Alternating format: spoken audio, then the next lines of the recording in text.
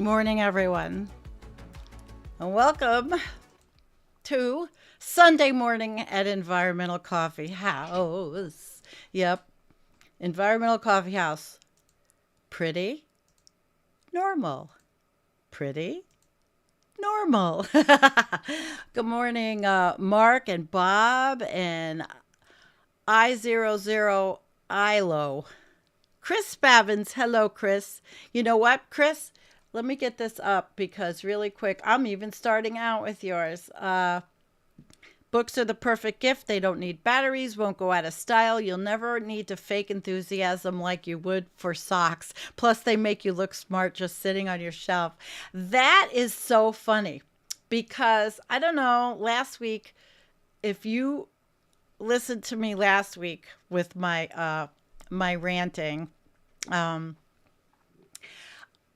I told you that I told you guys I was making myself sick by the dust in this house. And so we'll start out with that. I'm going to talk about books and dust, okay?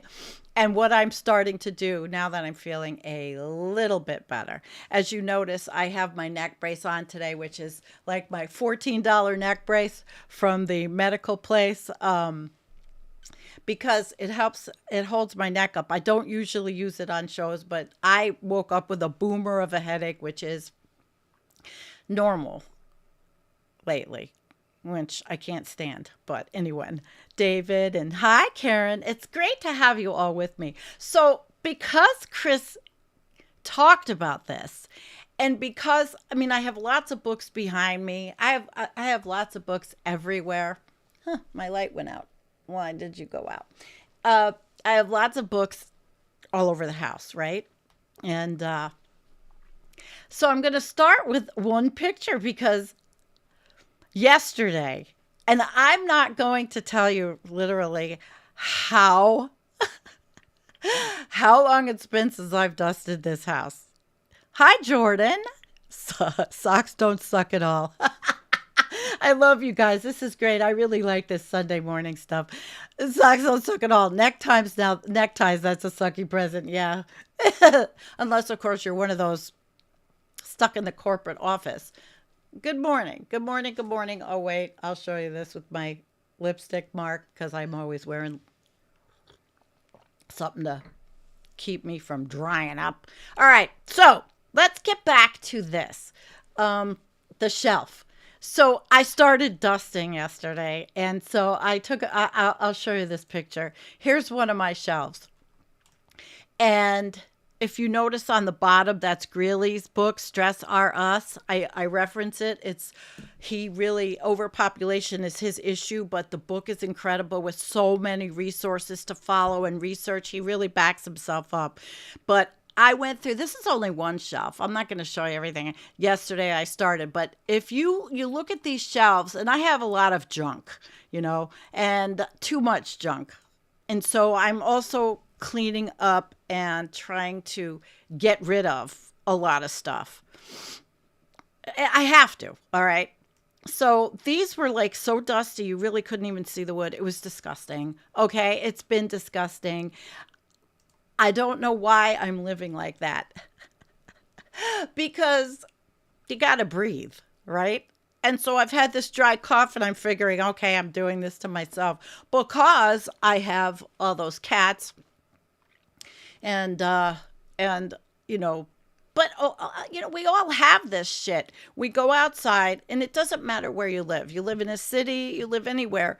We are affected by what we are breathing because regardless of the clean air laws and lead being removed by from gasoline and everything, we're always breathing something. And for the last few years, didn't we have all those air quality warnings all over, especially New York when the fires were coming down, but from Canada, the smoke was coming down.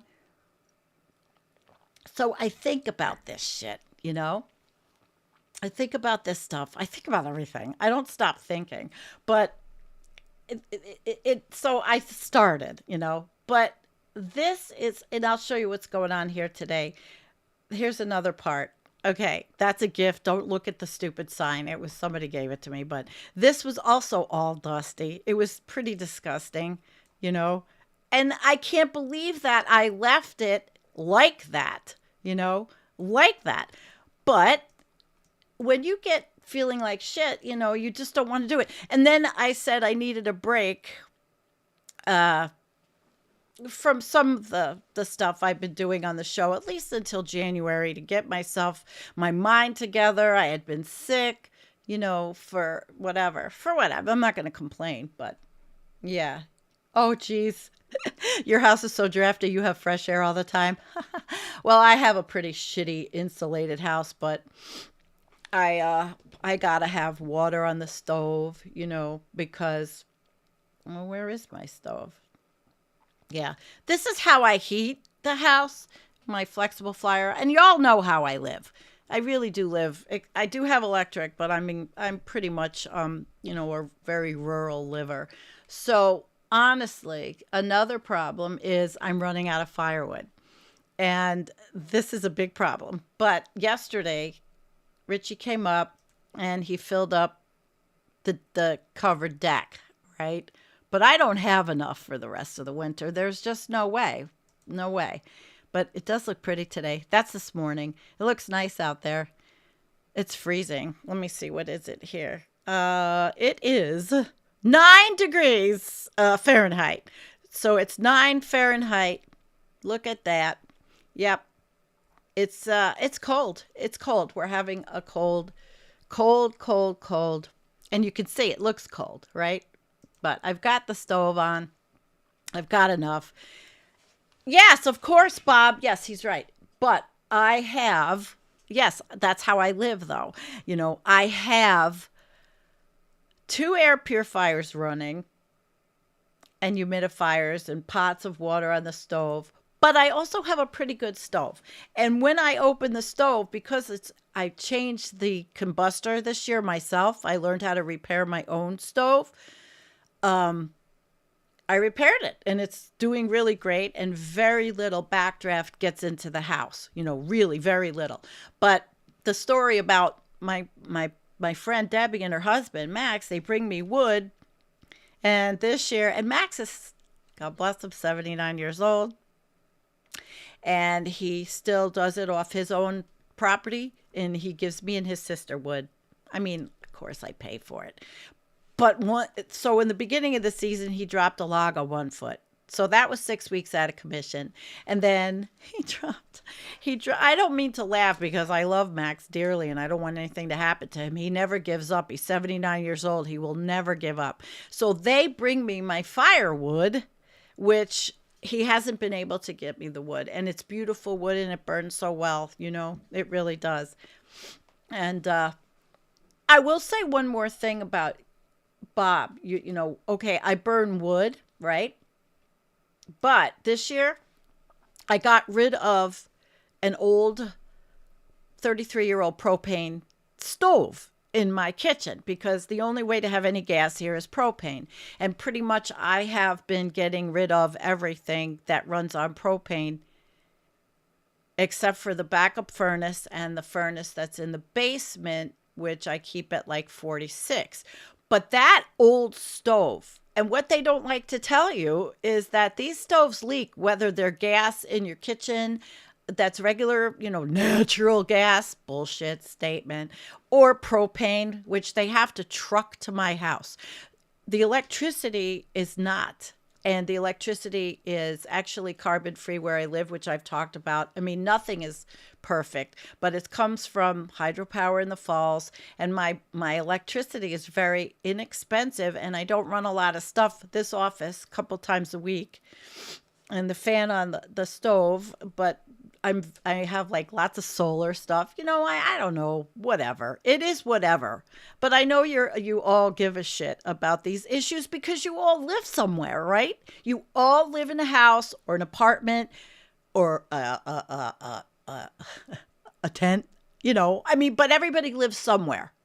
And you're all breathing in some kind of shit that is yeah, exactly. Jordan. I like my shed because I can clean the inside with a leaf blower. Of course, I use a battery-powered one because I'm totally sustainable. I don't have one of those. I have lots of brooms. I mean, I'm a broom person. I've got brooms. I sweep my floor every single day in the house because of the cats and all the wood shavings, but I'm not totally sustainable. Oh, that's funny. Okay, so I showed you, it's nice, it's cold. We're having a very cold patch, right? Then it's going to get warmer. So we're going to get a real weather whiplash pattern here where I live. And then, according to some on weather people, then we're going to get an Arctic blast. So it's going to get even colder. But right now, where I live, it is colder than it was in February. Well, February 2023 was the last real cold snap, but it didn't go down in the negatives. But I've got like all my protections, for when something happens, if something happens. But anyway, so welcome. It's great to see you guys. So I had a couple of things on my mind, and I might do a screen share, but I don't know. Yeah, I might. So Friday night, we did our State of the Planet, and we had quite a discussion. And Jim ended with the ocean heat, which is pretty compelling. And interesting that Kelly Green brought up what Jim had said. And let me see if I can set this up. We'll talk about this. Why not? It's like a follow-up, follow-up to the other night. And let me see if I can get this up here while we are. Okay. So this is Blue Sky. And I didn't even go on X to see if Kelly did that. And Kelly wrote, okay, it ain't aerosols. Now, I don't know if you can hear this.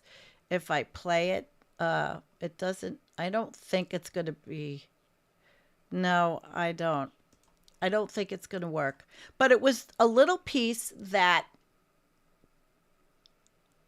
Jim said it ain't aerosols. Okay. And Jim goes into a very comprehensive discussion about it. And he's a teacher. And I don't know if he meant Eliot or if he meant Leon. Leon, who is the aerosols person, who discusses aerosols and all that. Okay. So what I wrote back to Kelly was, he wanted it ain't aerosols on Environmental Coffee House year-end roundup. Oceanographer Jim Massa, after referencing Eliot Jacobson's work, explains SST anomalies, and there's a clip. Any feedback or pushback. So that is Kelly attempting to start some dialogue about what we talked about, which I think in the scientific community is good, as long as it stays respectful and decent. We can really get some very good discussion out of it. So I wrote, I doubt it. Everybody understand each other's niche and how it all folds in. That's why this is a polycrisis after all. Much respect for everyone in the field. Then Kelly wrote back, well, it seems that the two theories revolving around fast rising SST sea surface temperatures, are at odds. The latter is more convincing, but maybe both are true. The first, aerosol termination, gained traction and used to justify rapid GST ascent too. This one from Jim Massa says it's the oceans transferring accumulated heat, which he's talked about on his channel and my channel, our channel, forever. Okay. Right. And so I said, look, as a climate scientist, I can't answer whether these two situations are at odds because they both have merit, Kelly. Regardless, neither situation is being remediated in any kind of timely fashion, which is the bigger picture, right? So he wrote, oh, the lack of remediation, also a good point, Sandy. I'm no scientist either, but my ears sure perked up hearing Jim explain the heat uptake of oceans at 93%, contributing to slowing of vertical mixing. There's a better term? No, that's about right. Causing upper and sea surface temperatures to rise. The upper, I mean, a lot of the heat is in the upper part of the ocean, as we know, with inevitable enhanced global warming.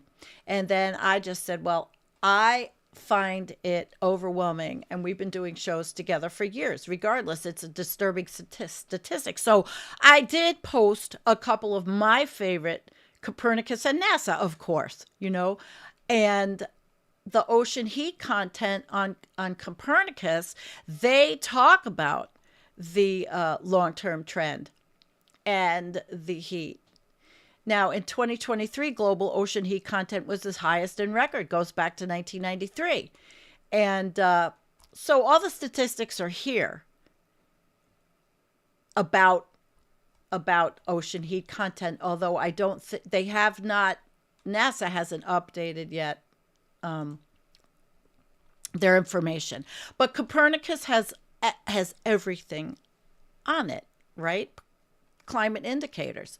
It has everything: temperature, sea surface temperature, ocean heat, sea level, glaciers, ice sheets, sea ice, greenhouse gas concentrations, greenhouse gas fluxes, greenhouse gases, and the cryosphere. A lot of information, okay? But nobody's competing with each other. I mean, they're all pretty bad, right? And so I put that. He's like, look at you, digging up the hard data, not a scientist, my ass. Well, I'm not. I just said I'm not trained in anything but social science research, right? But quite frankly, if you follow us, you know that Jennifer and I on Friday nights, we did forever an Arctic show and permafrost and climate, and looked at all these issues, methane, permafrost data. We showed you what it looked like up there. I mean, we really did a lot of deep dives into the Arctic.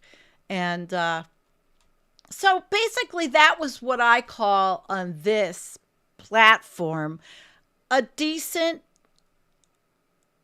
post where I could talk back. No, and I know Leon answered on Twitter, which I'm not pulling it up at this moment, but Leon answered on Twitter, which I'm just not wanting to be on very much anymore because I find it overwhelmingly stressful.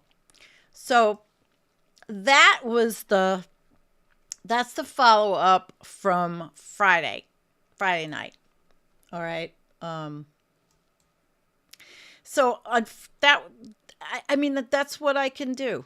I can follow up. Jim can discuss it, but it should be all respectful because, quite frankly, there's no competition, which is worse. It's all bad.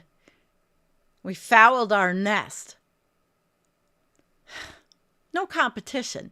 It's all bad. Nothing's being done. And what is being done, I can't say nothing. I mean, you heard Antonio talk about the COP and what is being done. And I have found a couple of channels that are talking about CO2 removal, and not bricks, not the big CO2 machines, but they're talking about things, different kinds of remediations naturally, but possibly I mean, there's a lot of scientists out there working on all kinds of solutions, which we know really the solution doesn't exist for business as usual. But they're looking at things like I always thought, I mean, this continues business as usual, but if you had this, they're still going to burn gas, right? And then they're going to capture the carbon. Could it be captured at your home and buried? I mean, are all these things coming up in the future? And let me look at your comment. Global, they call it industrial farming as surface removal similar to mountain coal removal. Sterile. My God. Yeah. Growing really fast, growing things like bamboo, hemp, kelp. There's those kinds of things, but they're also looking at technical solutions. I'm going to probably do a deep dive. I'm writing to one of these guys. I don't have his name off the top of my head. to come on as a guest and talk about his company. These are all startups. They're tech startups. They don't have a lot of money, and they're nonprofits. And the one gentleman that I was watching was talking about it, as being a nonprofit. So that right there is what's happening. We're not going to, regardless of the big picture, how we feel, right? Or how you feel, I feel, whatever, these things are happening. Okay. So we're going to move on. That's what I would like to do, is talk about something Eliot posted. I don't know if this is a good way to start Sunday, but Eliot posted this. Wow, I already got one down. Someone is following me for every show and giving me a thumbs down. Some 12-year-old. All right, so I'm such a small channel. That's ridiculous. Here are some things that could go wrong in 2025, and I love Eliot dearly. Likely, heat wave, flood, fire, drought. Okay. Fascism, civil unrest, terrorism, war, disease, pandemic, famine, economy, inflation, AI, AGI, natural disasters, and then speculative. AMOC, Amazon, Thwaites, methane bomb, blue ocean event, and nukes. All those wonderful topics that we talk about on our channel that lead to collapse, really. And then people pick up the pieces and help you deal with collapse, like Jordan Perry, who's in our chat, and his wife, Karen, that are doing post-doom work, which is, very, very much needed. But Eliot, so he talks about all these things. I am not, in the interest of privacy of the people that answered on Blue Sky, if you want to see that, you can go on there. I'm not going to show you the responses, but we do talk about all this. And so this is illustrative, this list for me is illustrative of what there is going to be to discuss in 2025, 26, 27, 28, the 4 years of feeling like we are on the edge of a cliff, well, in the United States and possibly the world, but heat waves, flood, fire, and drought will happen. And it will get worse because of fascism, which will lead to civil unrest and terrorism. And we are already living through all these wars because humanity is crazy. I'm not going to go as far as say, well, fuck humans, they should go extinct. I'm just saying that it's a flawed species, like there is no perfect species. But we've seen it. We're watching it all unfold. Bugs in a jar. Disease, pandemic, famine. We're seeing it now. I'm talking about how, sick I was for how long. Okay, so I'm like, my body is living exemplary example of disease or whatever. But I'm not very sick, but I got sick. But it's all airborne, it's viruses. I wore masks, but I got sick. Was it medication? Who knows what it was? I'm on the mend, but it was a bad month. And I don't believe that things are going to get better. But we have to take precautions, I think, to keep ourselves protected, right? And I do, but I hardly ever leave. And is that how, life can be for so many people? I don't think so. Can't be a hermit like me. Okay, so economy, inflation. Probably not our wheelhouse, but definitely Antonio's wheelhouse, because he looks at all this as a historian. And he follows the regulations and the laws. He follows what happens globally, geopolitically. Actually, so does Jonathan O., who runs our Facebook page, who populates a lot of things. And he really does put on information on there that a lot of other people don't put in there. He puts in articles from all over the world and he discusses it. So, it's nice to have myself surrounded by amazing people. But that's our Facebook page. And it's been that way. That page has been going for a long time. But it is growing.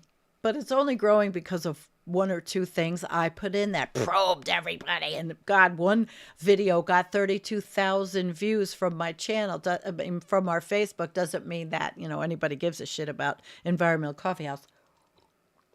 But there were 30, and there were thousands. I probably could pull it up, but I'm not going to right now because we're talking about. So, okay, AI. I probably won't be delving into that too deep in 2025, but we have followers that are completely immersed in it and understand it, who do keep me in the loop. So that's right. But I see we will have plenty of natural disasters, and we'll look at those. Our Changing Climate just had a fantastic video, and Samantha Montano, the disaster management PhD specialist I interviewed, was in that. It was a really good video. I might even put the link in the show notes. I really liked it because they're talking about these things are going to exacerbate, and it's going to get worse.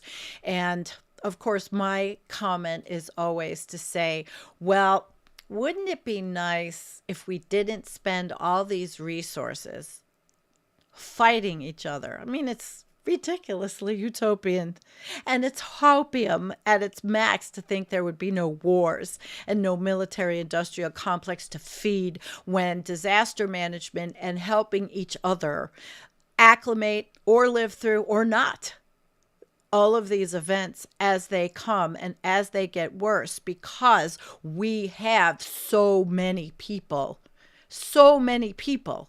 on this planet.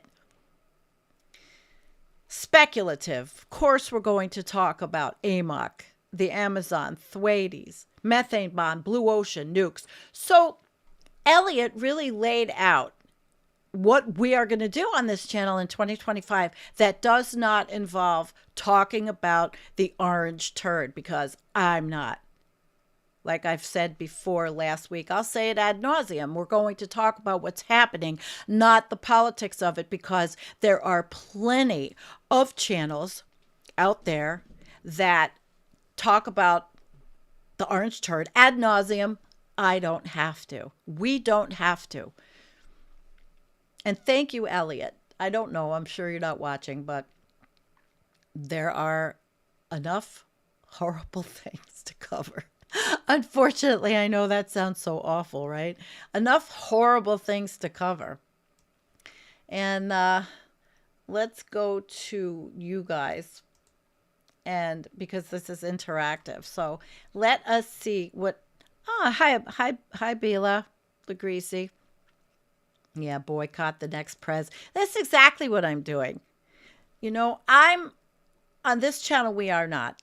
And hate isn't the opposite of love. Indifference is. Being indifferent to the blob is wise. I'm being indifferent to the blob. And, I really honestly think that if the mainstream media was smart, which they are not, because ABC capitulated and paid a ransom from the orange turd, or the blob, as they say, the blob. If they ignored him and completely did just ignore him, he doesn't get his narcissistic supply. Aw, Sam and Cillian, Billy, the Vanguard and Sam, Collapse Chronicles. Oh, Sam Cedar. Yes, of course. Hi, Max Left. Yeah, well, but let's hope that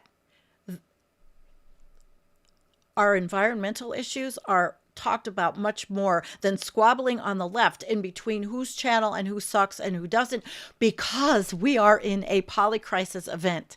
And that's what I'm doing. That's the focus of my channel, to educate on that, and help people understand, whether you call me a doomer or not, doesn't fucking matter. It's not the label. It's the information. It's living with it.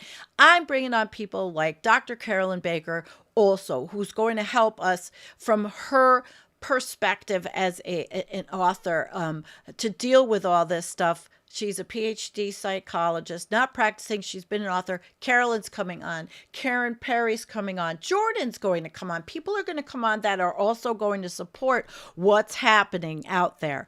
And I mean, I hope, let's hope I feel good enough to do this at least every Friday night for interviews.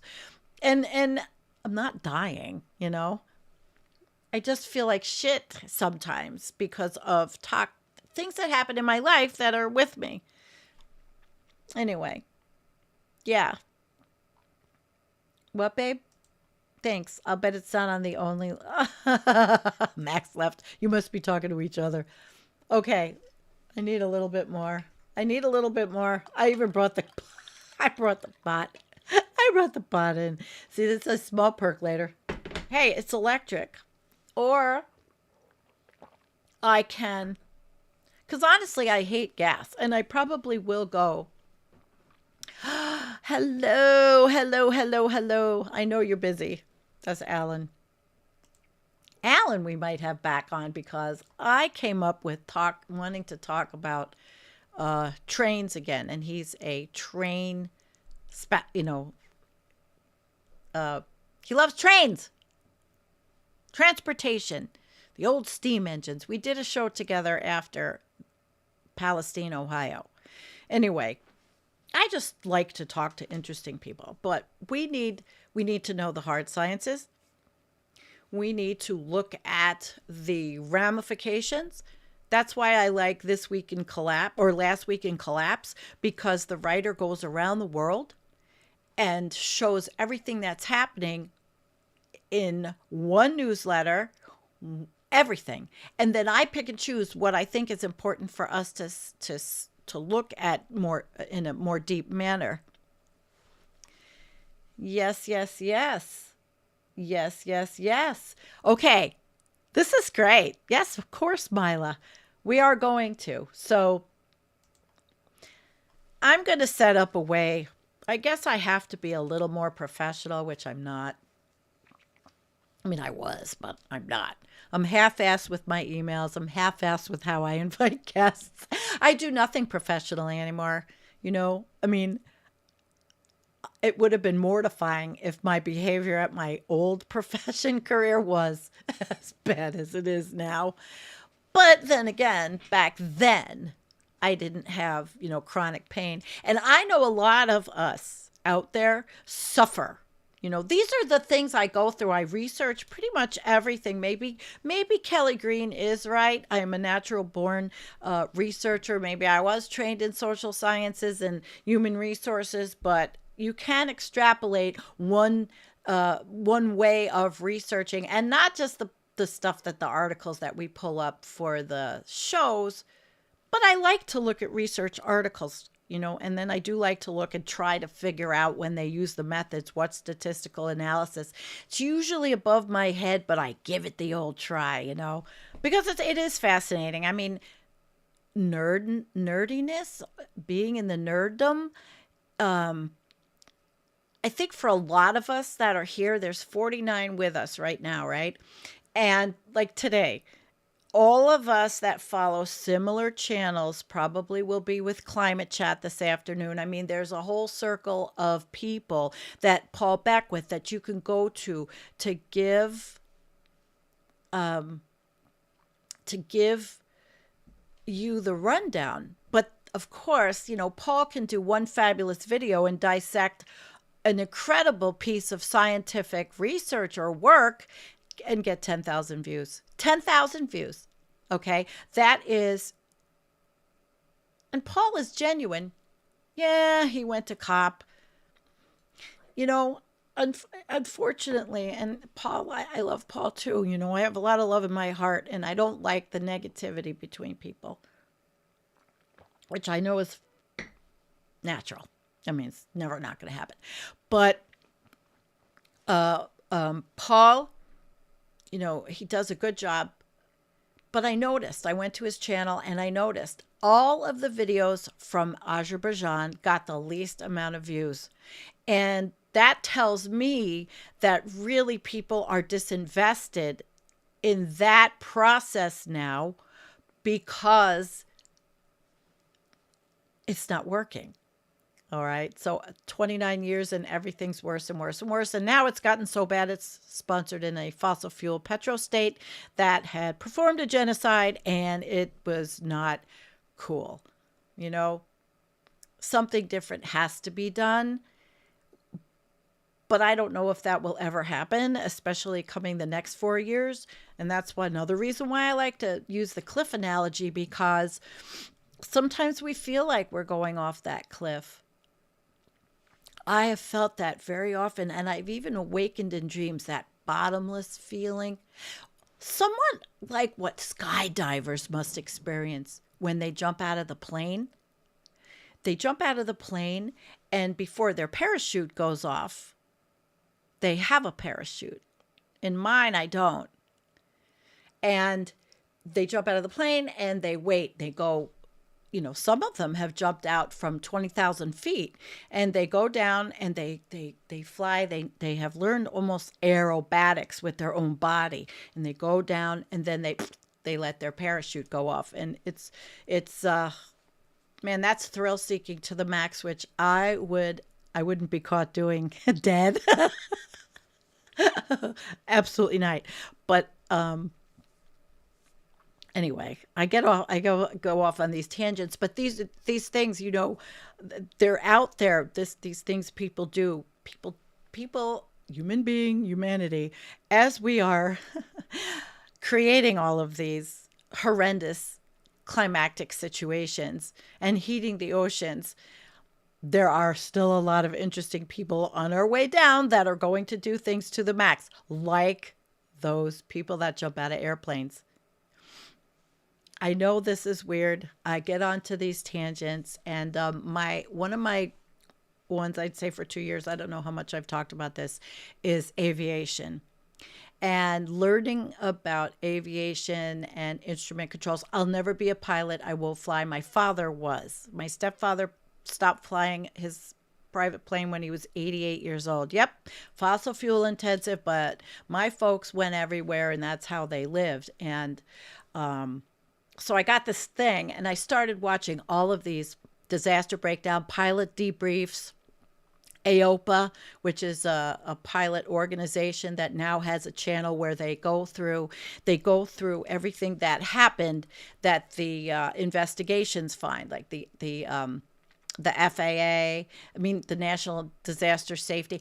Everybody gets onto a scene. And recently, last week in East Aurora, New York, not far from where I live, there was a small plane crash and the pilot was lost. Okay. There are a lot of planes out there, but private mostly for me is really interesting. And oh my gosh, just watching these and understanding what the vectors are, and what the instruments do and the flaps do and everything on an airplane. And even when I fly, I always take pictures.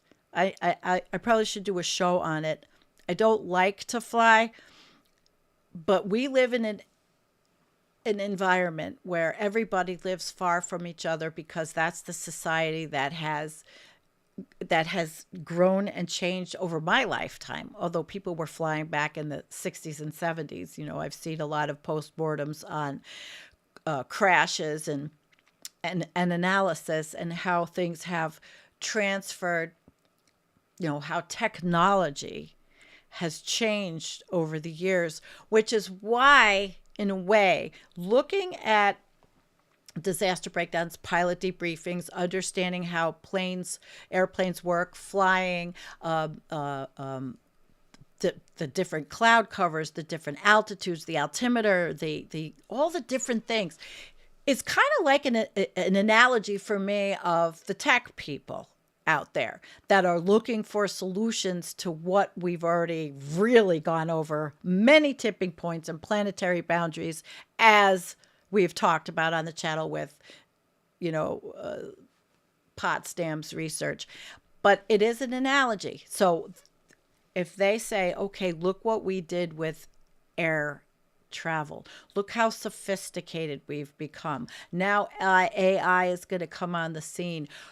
These people do have the hope that they are going to find these technological fixes like Professor or Dr. Hannah Ritchie, who is, all full of the highest amount of hopium on the planet, but it exists, right? It exists. Okay. So I want to talk about all of it. And I still have Dr. Jason Moore to bring on. But you all gotta say, hope for me that I stay healthy. I'm battling a few demons, and part of it is my own lifestyle. Riding a Harley for as long as I did, and firewood and hiking and all the things. My body's falling apart. It's mainly my spine. Those of you at a certain age who are, who may be along with me, I'm a female, so I have osteopenia bordering on porosis, so I have to really, I mean, you have to watch what you do, because I rebuilt my garden beds this year, and that was about a gazillion wheelbarrow loads, and I am almost now sure that I have a tiny little fracture, but I got to watch this shit. So I also had that epiphany that how many of you have had, that we are a body, our body will die, and that's another analogy. The planet, things are going extinct. Yes, we've hastened it, but it is a natural process too. And that's what happens. You get old. So shit happens. I mean, it's just the way it is. Okay, let's see here. Where are you guys today? Hi, Jean. Jean is with us. Bob Carmody. What does one time? Okay, where are you guys?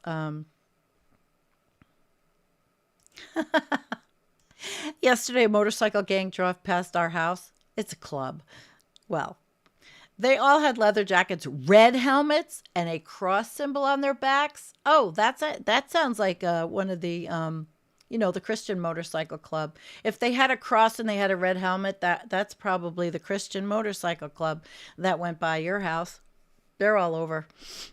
They're all over. There's outlaws and there's the Christian motorcyclists, and they're everybody, that's another thing. Just like aviation, what humanity does for hobbies that have always, since the Industrial Revolution, included fossil fuels.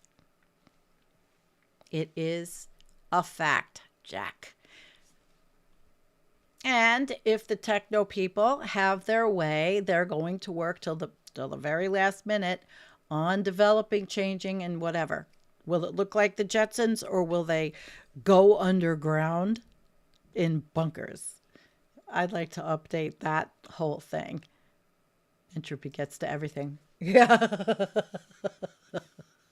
It does. My neck and my spine. Environmental Motorcycle Club. Yeah, no longer. I sold it. It's more like environmental drag the cart around the yard. Because yes, gardening is the answer. One of the answers for me. Girl Scout Motorcycle Club for me. You guys are so cute.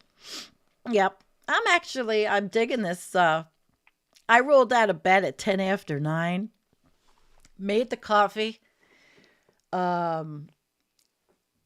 Fed the cats, which is a big thing every day, twice a day now, because they are, okay, wait. I don't know. Now I have to look something up. Who are you talking to? VMO. Venmo? All right. So anyway, made the coffee, blah, blah, blah. Cats. But really, it was easy today.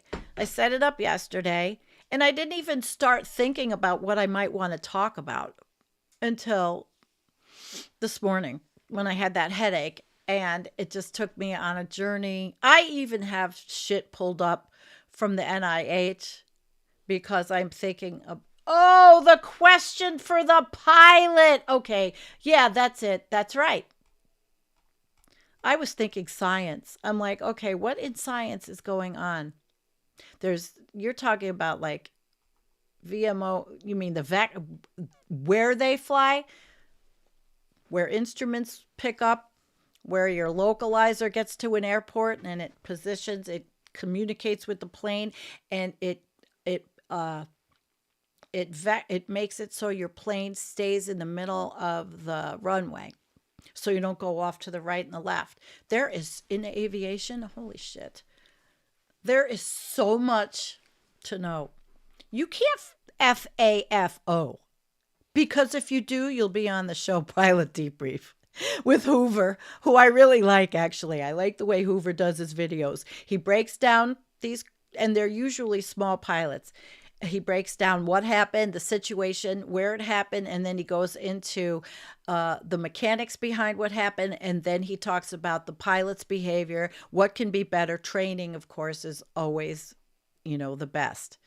As a trainer, I trained, of course, not flying, although, quite frankly, I have to tell you this, my nephew is a trainer. He is a pilot trainer for a big one. My family was supreme fossil fuel piggies. Nobody is now, because the damage, it's done. Yeah, that's cool. That's what I'm learning about. The airspeed and the knots and what airspeed you have to be when, especially when you're doing approaches. Oh, sorry, guys. I don't mean to get off on these tangents, but this is my entire life, is getting off on some kind of tangent and then learning about it. It's fascinating. My brother sent me a ham book. I think I told you that. Ham radio. And I don't know yet if it's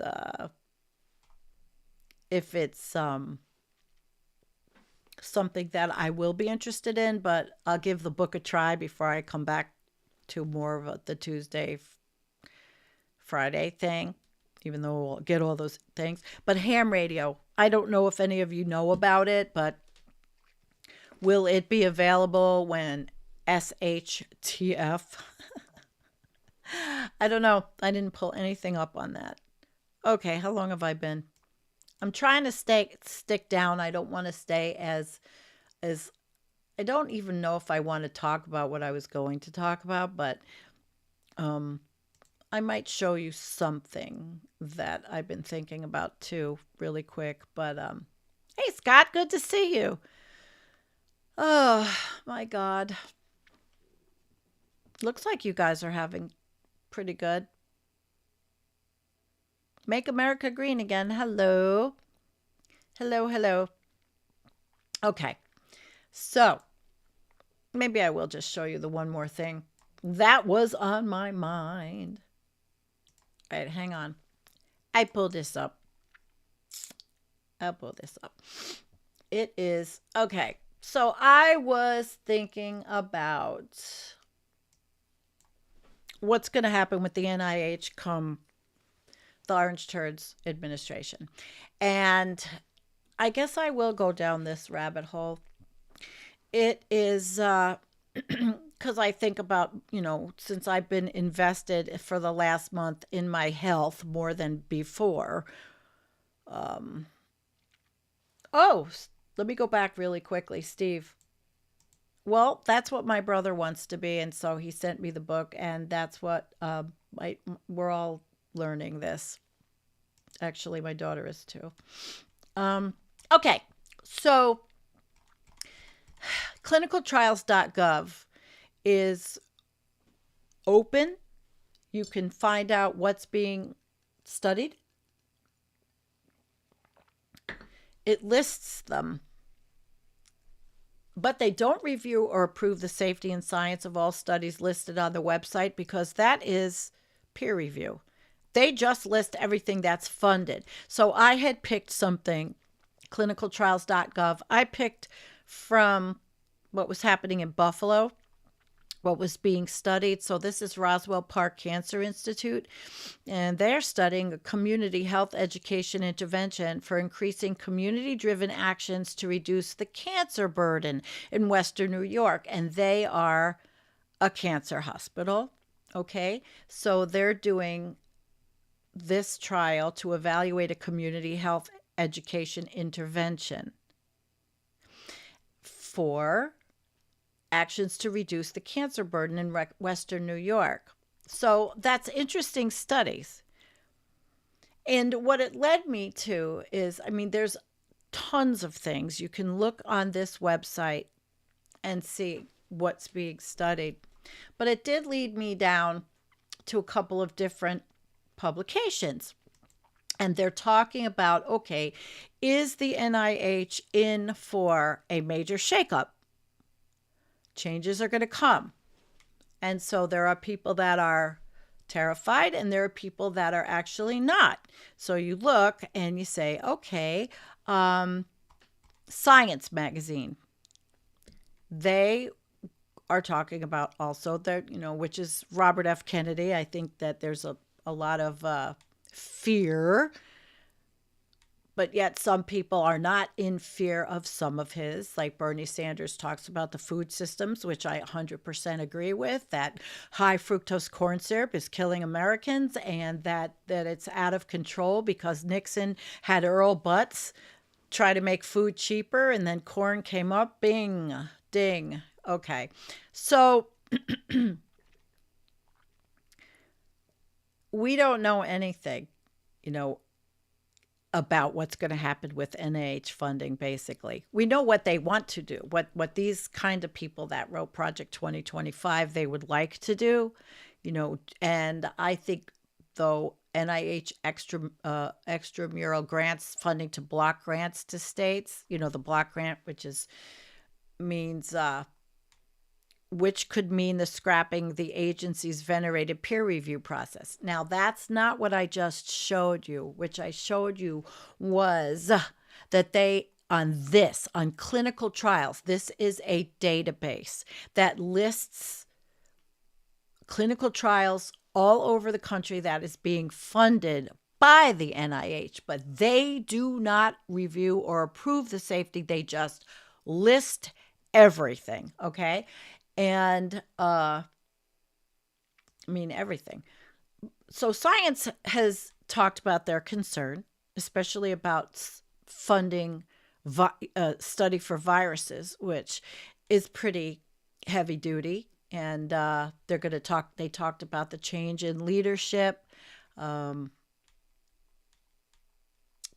They're saying that it's an unconventional candidate for NIH director, who is, who. So we'll see. We really don't know, but these are the kinds of things we're interested in too. The NIH, National Institute for Health, and all the science organizations that are doing research, it just can't stop. All right. It just cannot stop. Next week, at the request of lawmakers, NIH will reconvene a defunct advisory board created by Congress in 2006 to review the agency's structure. That's not a bad thing. The Scientific Management Review Board might start, for example, with looking at ways to share infrastructure for clinical trials across institutes. It might be an opportunity to increase efficiency without actually reorganizing the whole organizational chart, which companies do every now and then. It's happened. I've lived through it. So that was them.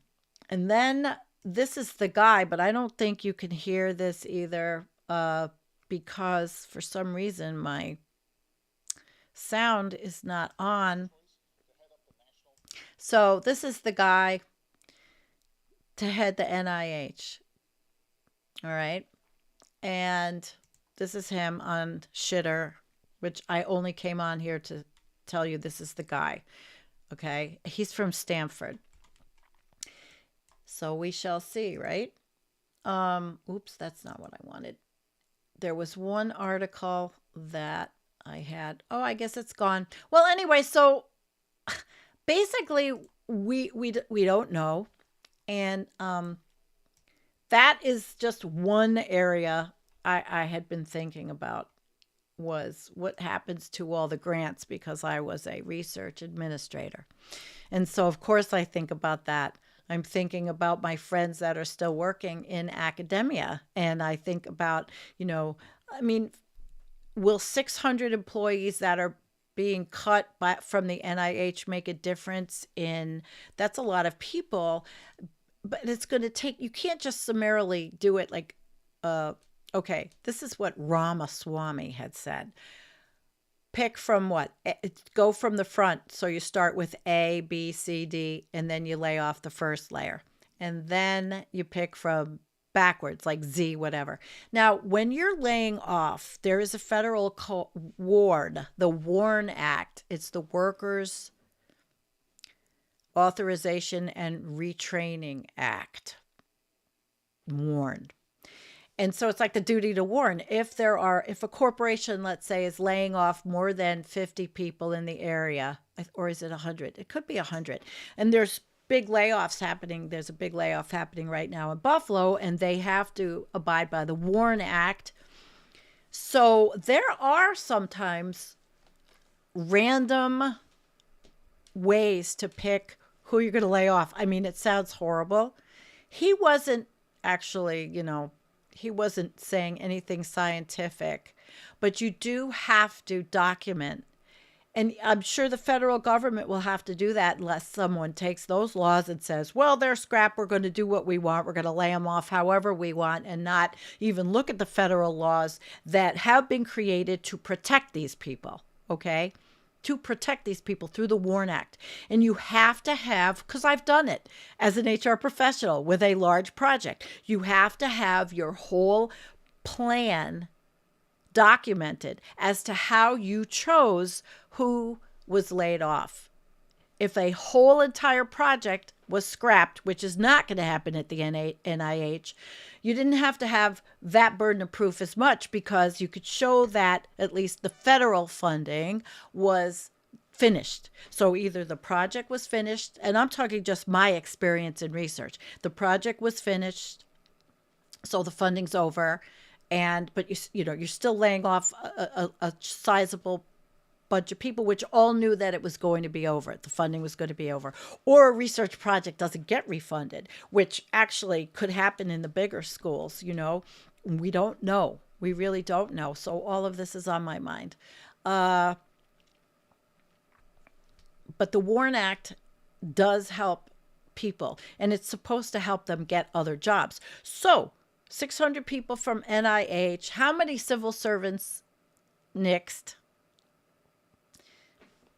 But there's a balance, So these people are planning on doing it summarily, just goodbye to hundreds, if not thousands of civil servants. And they all have to be retrained and they all have to find careers somewhere.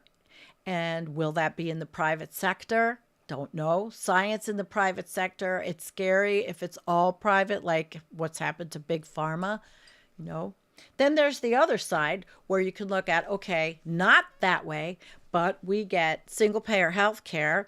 And then all those insurance companies and organizations and offshoots and for-profit all have employees that have to be retrained, absorbed by the government, which is, of course, diametrically opposed to what is now the next 4 years of our life, which is they just want to shrink it to, have no accountability. And I think it's going to be kind of like the Wild West for a while. Yeah, they want to go back. These people on the left are talking about states' rights, but then they don't think that same way.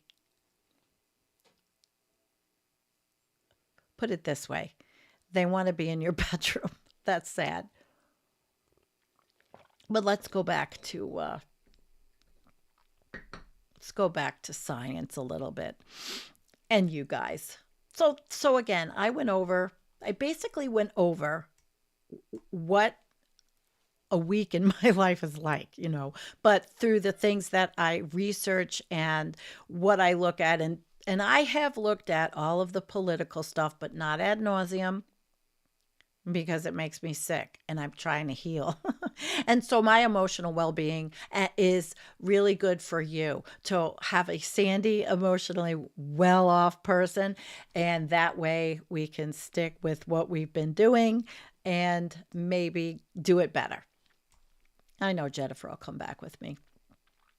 All right. So what are you? Yes. MAGA will beg for a Democrat in 4 years. Is it hopium, or can we hope so? Will it be destroyed? There are people over there that are saying, no, no, no, it's not going to be destroyed. Everything's just going to be so much better. We don't know. Bye, Mila. Thanks for coming by. I'll be in touch. I'll be in touch. And good morning. I see Kelly, and we need Democrat options for research funding and healthcare instead of political ads. Can people invest in projects? Just a thought. Now, I think that's fantastic. And I come from an era when we never saw healthcare ads and drug ads. It's disgusting. Okay. But I don't watch any mainstream TV anymore. And when I do, it turns my stomach. It really does. Yes, Nina, I agree 100% with eliminating that kind of advertising. But marketing is big business in this country. Every single issue that gets brought up, right? It does seem almost insurmountable, but there are people, again, so there are always people, not all of humanity stinks. It's the systems. But there's people that are working on every aspect of activism. There are people. It's not stopping. It's not stopping. Okay. I heard that time was running out on nuclear generation power plants. Milet must have been some channel, maybe guy saying how hard it was to shut them offline before a tsunami. Yeah, maybe, but then how come Microsoft is going to open 3 Mile Island, which actually is not all that far from me and others in the audience, for private? See, for private, not even are they going to have governmental oversight? That's friggin' scary, I think. I don't like it. Hi, Cal. It's good that you stopped by, though. Yep. No pharmaceutical ads in Canada. Must be such a pleasure. Yeah. The USA is one of only 2 countries that allow it. The USA allows everything. The USA is so incredibly messed up in so many ways that you need these people. I mean, like I said, there is somebody involved in some kind of activism. All right, I will give you one little example.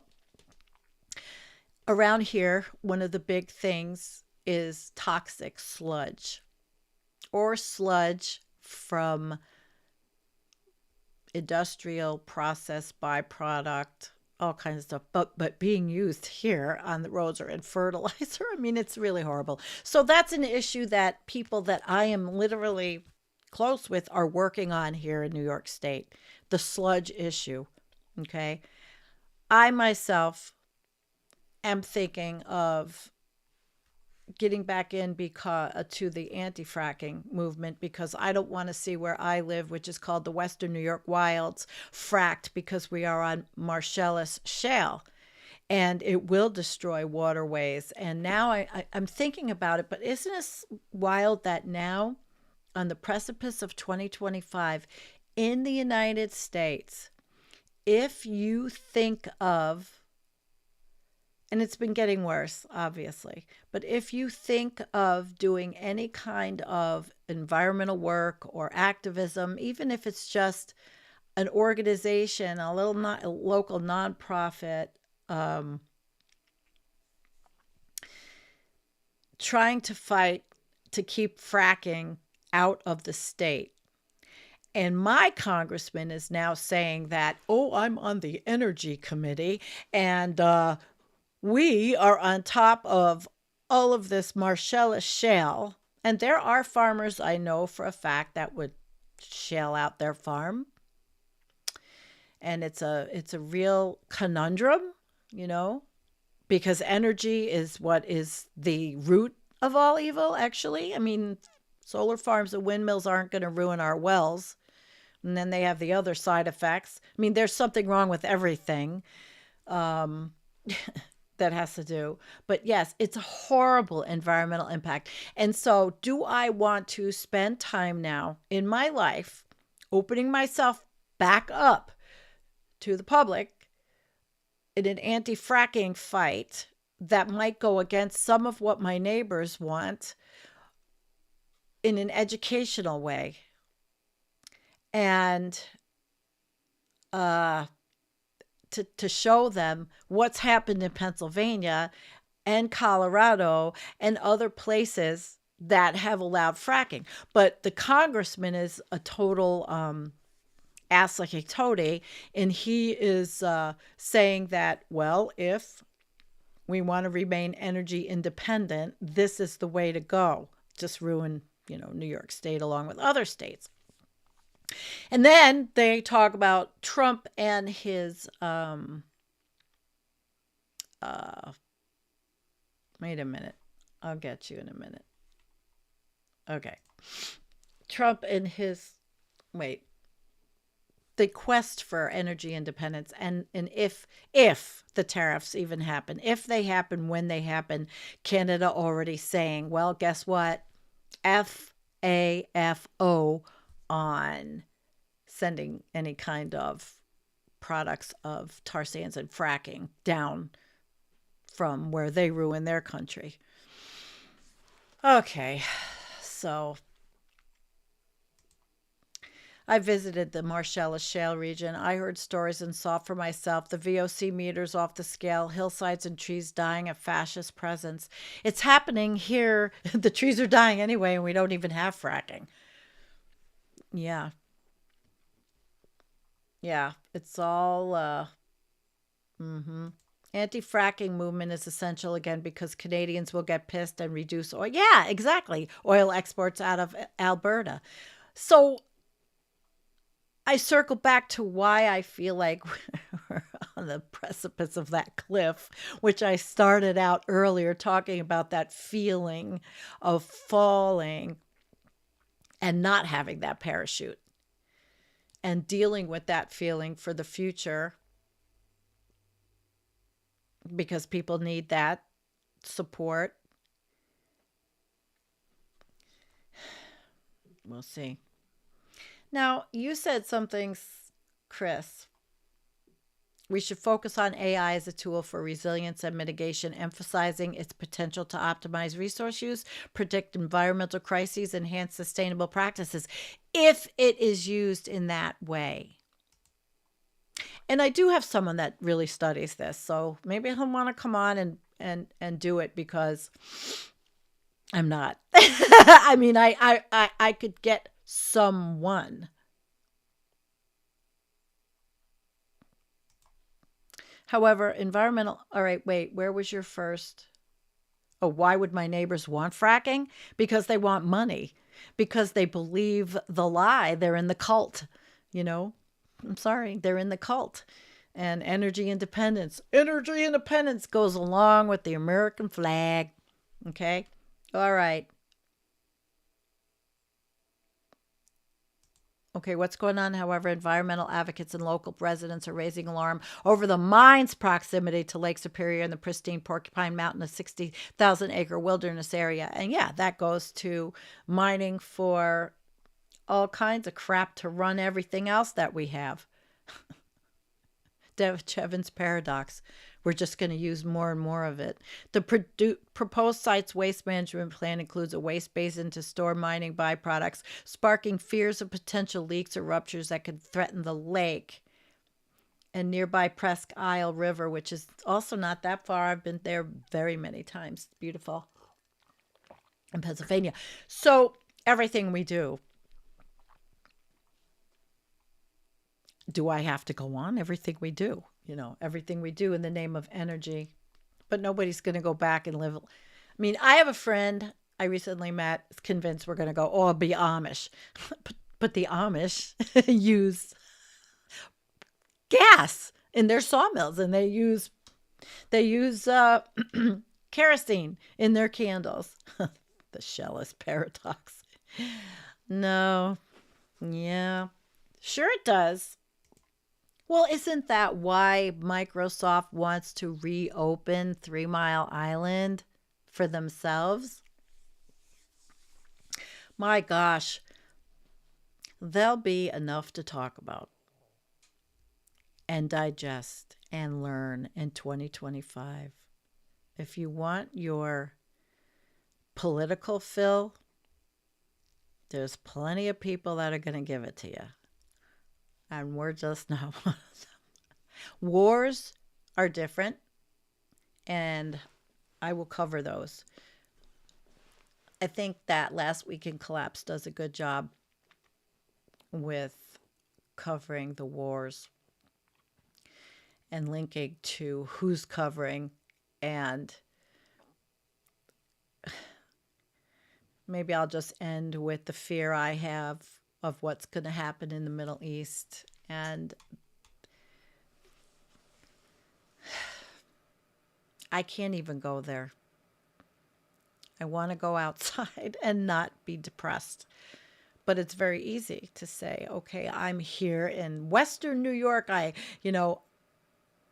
in a warm house and people are living hideous lives in Ukraine, living hideous lives in Gaza, living hideous lives in different countries in the African continent, because they have to fight. They have to fight. Do you think we ever will see an end to war?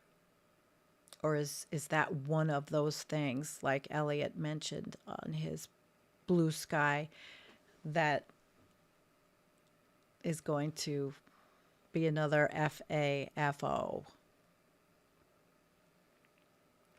I think I've covered a lot today.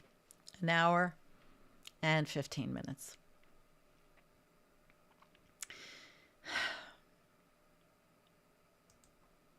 Yep. I thought Canadian tar sands was the final nail in humanity's coffin, but then the sadistic geniuses came up with fracking. Goddamn right. Yeah. You know what? Let us do the flush of the day. Okay. It's got to be fracking for me right now, because I even dreamed about it. I dreamed about it. I know that we have laws right now. Where the hell's my flush? I know we have laws in our state, but everybody hates Governor Hochul, and a lot of people are in the cult. God damn it. Oh, here it is. All right. So the Environmental Coffee House flush of the day today, among all of the topics I've talked about, goes to fracking. Hi. No, it's not. I have an electric heater in the bathroom that keeps, when it gets down to a certain temperature, you have to trickle the water in the one bathroom in my place. This place I live in looks like it's so nice, but it was a house built in 2021 in Shippensburg, Pennsylvania, and it was brought here and dropped on a platform. A bit, but in my case, a gigantic basement, which is great, having a basement. But of course, a basement is just a place for more shit to accumulate that I can't clean, that I have to clean out. I'm on the purge. All right, guys.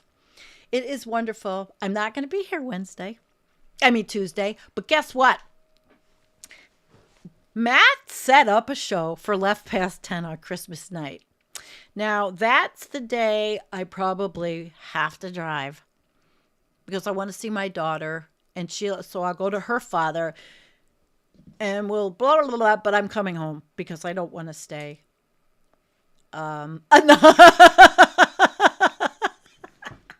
Okay.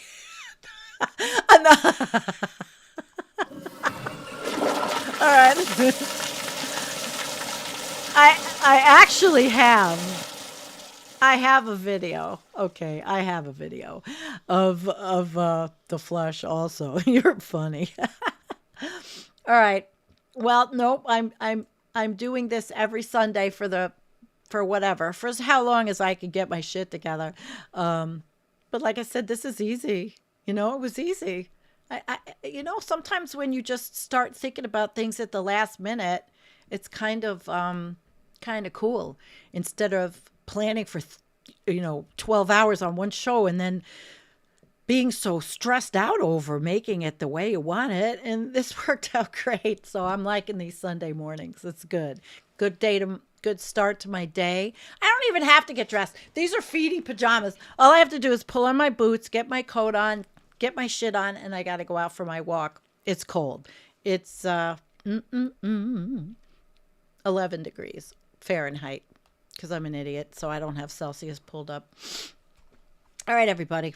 Hey, yeah, baby. Well, it's not really. I'm doing this now, if I can. Yes, that's right. I'm going to be spending the day with my lovely daughter and her father. Enough. He's actually very funny, so it should be a very nice day. I have a very tiny family, and everybody's far away. Good morning, Sandy and ECH. Yeah, really. He is. I've watched him for years. Bad empanada.